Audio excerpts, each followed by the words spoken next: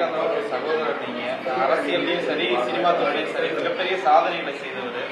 அவருடைய இழப்பை எப்படி பாக்குறீங்க? ஏன்னா குடும்பத்துல ஒருத்தர், அவருடைய இழப்பை எப்படி பாக்குறீங்க? அது எங்களுக்கு வருத்தமாக தான் இருக்கு. எல்லாத்துக்கும் செஞ்சிருக்காரு. ரைஸ் மில் இருக்கும்போது ஏழைகளுக்கெல்லாம் செஞ்சிருக்காரு. இப்ப அவரை ரொம்ப காலமா உடல்நல சரியில்லாம இருந்தாரு. மதுரை வீட்டுக்கெல்லாம் வந்திருக்காரு. இங்கே அடிக்கடி வருவார். ஷூட்டிங் நினைச்சா இங்கே வந்து நான் போவார். நீங்க எத்தனாவது சகோதரர்? 6வது. அது மொத்தம் 11 பேர். இல்ல இந்த சினிமாக்கு வரணுன்ற ஆசை அவருக்கு எப்படி? அவர் சின்ன பிள்ளைன்னு தான் ஆசை. ரைஸ் மில் பார்த்துக்கிட்டு இருந்தார். இல்ல யார ரோல் மாடலா வச்சு அவர் இந்த சினிமாக்கு வரணும்னு ஆசைப்பட்டாரு? 2 பேர். இப்போ அவர் உங்களும் 2 பேரும் தான். இன்னொன்று அவர்கிட்ட வந்து இந்த எளிமை, அந்த எல்லாருக்கும் சாப்பாடு கொடுக்கணும், வர்றவங்கலாம் வயிறார சாப்பிட்டு போகணும்னு நினைக்கிறேன். அந்த குணம்லாம் எப்படி அவருக்கு? அவர் சின்ன பிள்ளைன்னு தான் ரைஸ் மில்ல வேலை பார்க்கவங்களுக்கு கூட செய்வார். இங்கே கம்பெனியில் செய்வார். சின்புறத்து போனதுக்காண்டி இல்லை, இங்கே தொழிலாளர்கள் எல்லாத்துக்கும் செய்வார். என் பேர் செல்வராஜ். அவருடைய இழப்பை எப்படி பார்க்குறீங்க? இழப்பு ரொம்ப இதுதான். நாங்கள் நினைக்க கூட இல்லை. நல்லா தேதி வந்துதான் நினைச்சோம். இந்த இழப்பு எங்களால் முடியல, ஈடு கட்ட முடியல. எப்படி சினிமாவுக்கு போகணுன்ற ஒரு ஆசை இருந்துச்சு. எங்கள் அப்பாவும் அனுப்பிவிட்டாரு. அதையும் கஷ்டப்பட்டு தான் வந்தார். ரொம்பவும் கஷ்டப்பட்டு மீதிப்பட்டு தான் வந்தார்.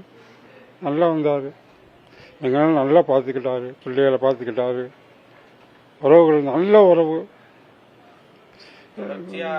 போனாலும் எங்களை அப்படியே அழைச்சி தான் பார்ப்பாரு. ஆடான்னு தான் சொல்லுவார். அவ்வளோ பாசம் பார்ப்பார். எங்கள் மேலே, பிள்ளை மேலே, ஒய்ஃபார் எல்லார் மேலேயும் பாசமாக தான் இருப்பார். அவரை பத்தி எல்லாரும் சொல்லும் போது வீட்டுக்கு தேடி வந்தாலே வயிறார சாப்பாடு போட்டு. ஆமா, அந்த பழக்கம்லாம் எப்படி? அது வந்து ரைஸ் மில்ல இருக்கும்போது அப்படிதான்.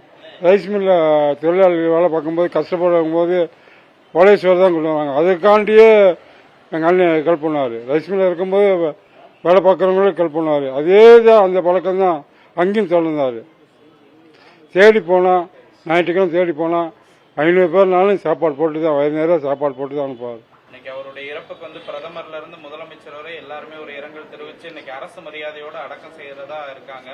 இதை எப்படி பாக்குறீங்க? உடன் பிறந்த சகோதரரா எப்படி பாக்குறீங்க? எப்படி பாக்குறோம் ஒன்றும் புரியல. எந்த அளவுக்கு முக்கியமானவர் உங்களுக்கு? எங்களுக்கு எல்லாத்துக்கும் எங்க குடும்பத்துக்கு முக்கியமானவர் தான். அதே இழப்புங்கும்போது தாங்க முடியல. நேரா பார்க்க போறீங்களா? ஆமா, இந்த வேன் வந்துக்க இருக்கு. நான் ஒரு 1/4 மணி நேரத்தில் வந்துடும் போறோம்.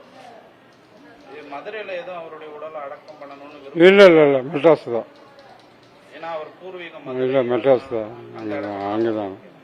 புதிய தலைமுறை சேனலை யூடியூப்ல சப்ஸ்கிரைப் பண்ணுங்க. புதிய தலைமுறை சோஷியல் மீடியா ஹேண்டில்ஸ் ஃபாலோ பண்ணுங்க. புதிய தலைமுறை ஆப்பை டவுன்லோட் பண்ணுங்க. டிஜிட்டல் தளங்களில் புதிய தலைமுறை எங்கேயும் எப்போதும்.